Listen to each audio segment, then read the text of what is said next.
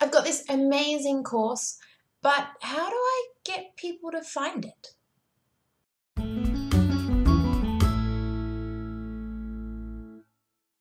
Hi, I'm Sam Nordberg and welcome to this week's mini training where we're talking about all things getting people to know who you are.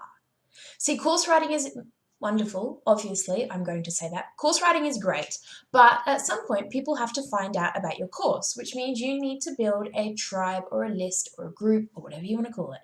So today we're going to talk about that. List building can come off as this really weird, scary thing, but honestly it's not.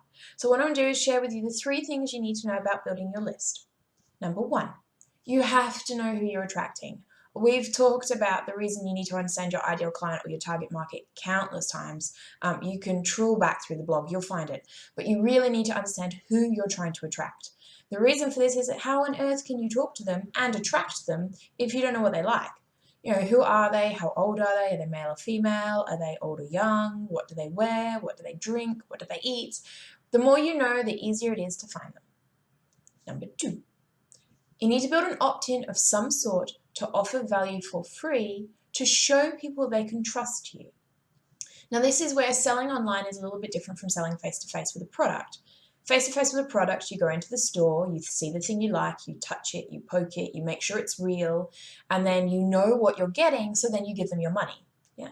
Online's a bit different. People don't know you, they don't trust you, they can't hold and see your thing before they pay for it. And that's really quite scary for them. So they need to be able to know who you are and trust you before they buy from you. And that's where an opt-in comes in. So an opt-in is something of value, something you're going to give them in exchange for their details, which is at least email address, but maybe phone number. And that's how you're going to start building trust with this person. Now, there's a couple of things to know here. First of all, 1, this thing really does need to be valuable. You need to give them something really cool, because if they see your first stuff and it's kind of shitty, well, there's no way they're going to buy your real course because the first one was kind of shitty.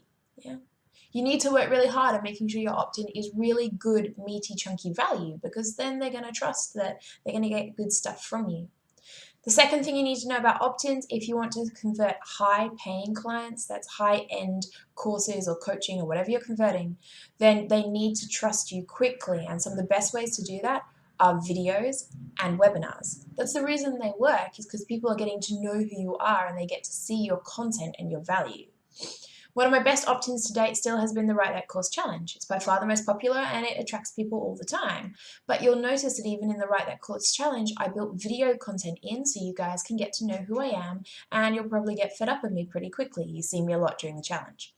Video, I'm still believing, is a great way to build rapport with your audience, and that's what you're trying to do. Step number 3, you have to drive traffic to your opt-in. If you've created this amazing, wonderful opt-in, well, someone has to know about it. So you're going to have to drive traffic to it. Now, there's some different ways you can do this. One, of course, being paid advertising. You can use things like Facebook ad, LinkedIn ads, you can advertise on Twitter, you can advertise on Google. There's a whole range of things you can do. Other ways to advertise as well would be to set up a joint venture and affiliate structure with someone in your industry who's already got a big list, or to guest post and guest blog on other people who already have a big following. Ultimately, you need to connect with somewhere where your people are, and this all depends on, back on step 1, who are you trying to attract? You need to find out what they're doing, where they're hanging out, and what they're reading, and then that's where you're going to show your opt-in. Be really careful, don't be weird and sleazy about it, don't just shove it in someone else's group, that's just wrong.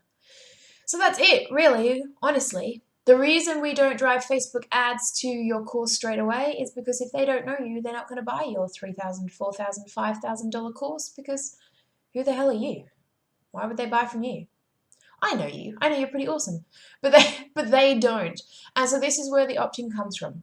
Drive traffic to something where you're going to get them to build trust with you, that's not very risky for them, where they're going to put in their email address, and then you can build a connection, and then you can sell. So that's the thing you need to know about building your tribe or your list and being able to sell your course. I'm Sam Nordberg, and as always, I will see you next week.